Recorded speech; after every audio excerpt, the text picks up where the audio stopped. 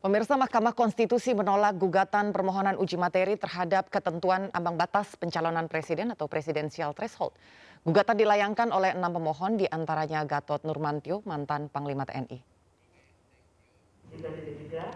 Gugatan atau permohonan uji materi dilayangkan oleh 6 pemohon, masing-masing Gatot Nurmantio, mantan Panglima TNI, Tamsil Lindrung, Edwin Pratama, Fahira Idris, Bustami Zainuddin, anggota DPD RI. Ferry Joko Yulianto, politisi Gerindra, Ikhwan Mansur, ASN, dan Liu Sungkarisma. Dalam gugatan, para pemohon menyatakan sistem presidensial threshold dalam Undang-Undang Nomor 7 Tahun 2017 tentang pemilu bertentangan dengan konstitusi. Melalui sidang yang digelar virtual, 9 hakim konstitusi yang diketuai Anwar Usman menyatakan para pemohon tidak memiliki kedudukan hukum dan kewenangan untuk mengajukan permohonan akwo. Namun keputusan ini ternyata tidak bulat. 4 hakim konstitusi memberikan pendapat yang berbeda terkait permohonan tersebut.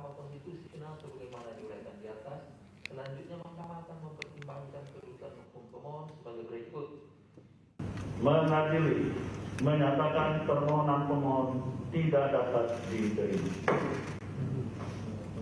Pendapat berbeda, dissenting opinion terhadap putusan Mahkamah Konstitusi Agung. 4 hakim konstitusi, yaitu Hakim Konstitusi Manahan MP Sitompul, Hakim Konstitusi Eni Nurbaningsih, Hakim Konstitusi Suhartoyo, dan Hakim Konstitusi Saldi Isra memiliki pendapat berbeda sebagai berikut. Dan pemirsa, Mahkamah Konstitusi tidak menerima gugatan presidensial threshold 20% yang diajukan politisi Gerindra, Ferry Yuliantono. Alasannya Ferry tidak memiliki legal standing. Namun dalam putusan MK perkara Ferry Yuliantono, hakim tidak bulat.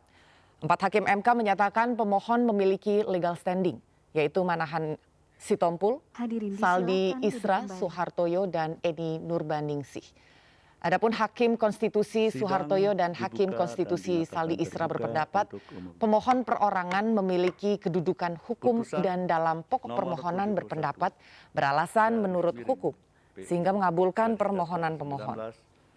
Namun mayoritas Hakim MK menyatakan gugatan Ferry tidak dapat diterima. Mereka juga menyatakan sebagai pemohon Ferry tidak berkedudukan hukum. Meski merupakan Wakil Ketua Umum Gerindra, Ferry tidak menggugat presidensial threshold atas nama partai. Pemohon atau kuasanya, Dewan Perwakilan Rakyat atau yang mewakili, dan Presiden atau yang mewakili.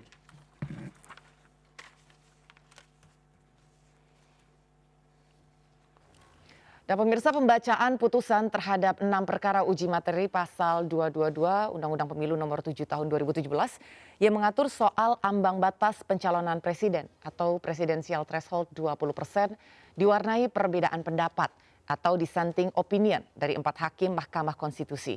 Dan kini kita akan membahas bersama Ibu Bivitri Susanti, pakar hukum tata negara. Selamat sore Ibu Fitri.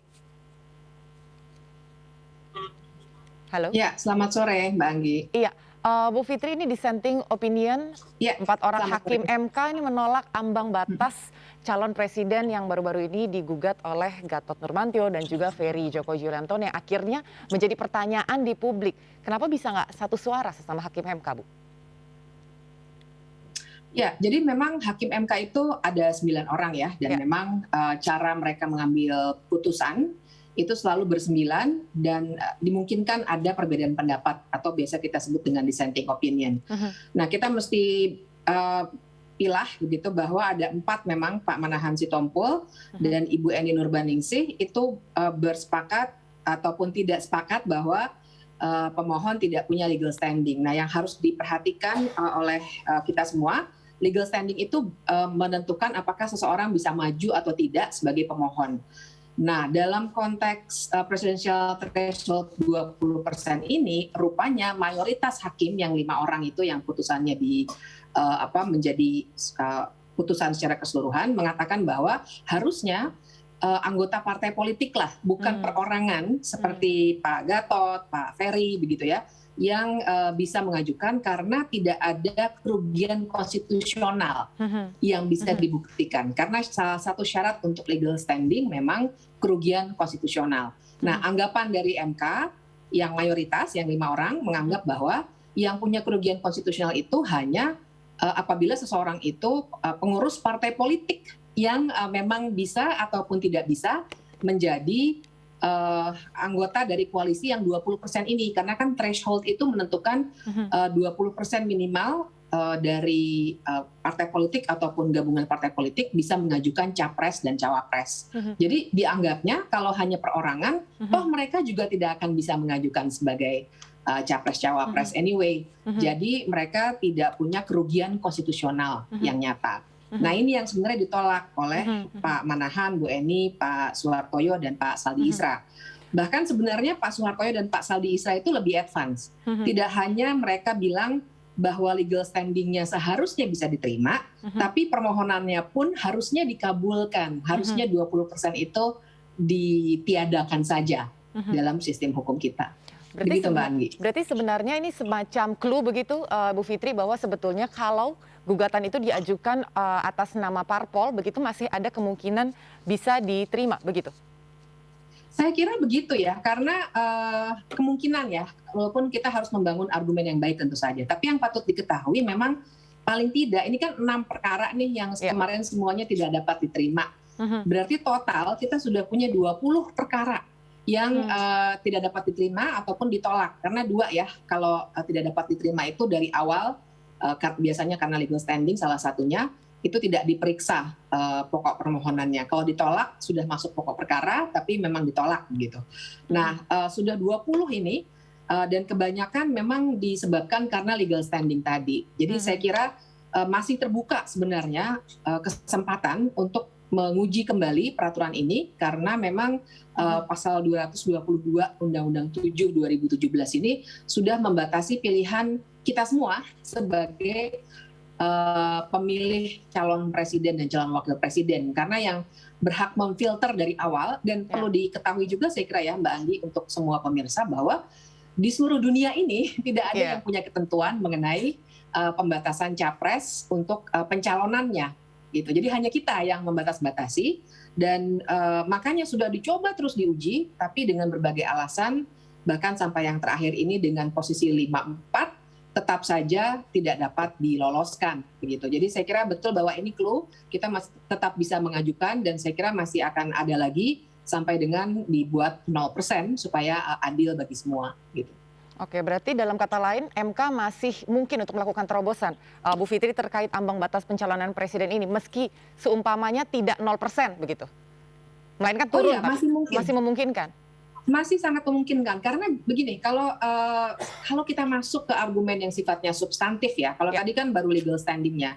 Kalau yang substantif sebenarnya Pak Suhartoyo dan Pak Saldi Isra itu sudah memberikan guidance yang cukup baik, yang saya kira banyak sekali para pemerhati hukum tata negara yang bersetuju, walaupun tidak bersetuju saya kira banyaknya kepentingan politik ya, yang mengatakan bahwa sebenarnya dalam logika sistem presidensil, membatasi pencalonan dengan menggunakan pembatasan dari perolehan suara di legislatif, ini kan kita milih presiden nih, kok yang dipakai hasil dari pemilihan legislatif, padahal sistem presidensil itu memang membedakan antara eksekutif dan legislatif. Sementara beda dengan yang di parlementer, karena parlementer itu kan memang pemerintahnya itu dari parlemen itu sendiri kan, seperti di Inggris, di Jerman misalnya.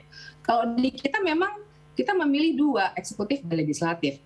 Jadi kalau dicampur aduk, bahkan membatasi, maka itu sudah merusak logika sistem presidensial, itu istilah mereka. Nah, jadi dan kemudian mereka juga mengkritik karena biasanya putusan MK yang menolak presidential threshold 20% ini juga berargumen soal open legal policy atau kebijakan hukum terbuka yang bebas-bebas saja dibuat oleh pemerintah dan DPR. Padahal sebenarnya ada guidance juga dari Mahkamah Konstitusi sendiri. Kalaupun pemerintah dan DPR sebagai pembuat undang-undang mau membuat batasan, tidak boleh bertentangan dengan Undang-Undang Dasar. Sementara di Undang-Undang Dasar kita tidak ada disebut sama sekali soal presidential threshold 20% ini. Bahkan dalam diskusi waktu amandemen tahun 99-2002, para pembuat amandemen ketika itu sudah mengatakan, dan kita bisa cek di risalahnya, tidak ada perbincangan soal 20% ini yang menjadi pembatasan siapa yang akan jadi capres. Ya, jadi saya kira argumen ini mesti terus dikemukakan, barangkali harus ditambah argumen baru lagi untuk lebih meyakinkan para hakim gitu. Tapi ini memang secara nyata sudah merugikan demokrasi kita. Jadi memang perlu terus-menerus diuji konstitusionalitasnya, karena nyata-nyata kalau kita cek saja Undang-Undang Dasar kita bisa bukakan di mana-mana ada ya, di sekolah-sekolah juga diajarkan, tidak ada sama sekali presidensial threshold 20% ini. Jadi memang mestinya dibuat 0% saja. Kira-kira masih cukup waktu, Ibu Bivitri? Kalau waktu sih saya kira cukup ya. Atau perlu pasang Masih 2 timeline tahun. begitu, Bu? Ya, saya kira masih ada cukup waktu. Saya kira sudah cukup banyak pihak yang sudah membuat permohonan yang semakin dibuat lebih baik dari putusan yang sudah ada. Dan kalau ini diperiksa secara cepat, jadi Mahkamah Konstitusi itu tidak punya semacam timeline maksimal berapa lama ataupun minimal berapa lama. Dia bisa memutus suatu hal dalam 3 bulan, 4 bulan, tapi memang bisa juga 2 tahun. Tapi saya kira Mahkamah Konstitusi akan cukup reasonable untuk tidak menunda-nunda bila ada permohonan berikutnya, sehingga bisa disiapkan. Cukup waktunya, masih 2 tahun lagi ya Mbak. Masih cukup waktunya, jadi masih bisa dimanfaatkan sesuai tadi kata Ibu Bivitri, pintar-pintar mengambil kode begitu ya Bu? Betul, betul. Baik, terima kasih Ibu Bivitri Susanti atas informasinya selaku pakar hukum tata negara. Salam sehat Ibu dan selamat sore. Sore. Baik pemirsa, kami akan segera kembali dengan informasi lain, tetap bersama kami di MNC News.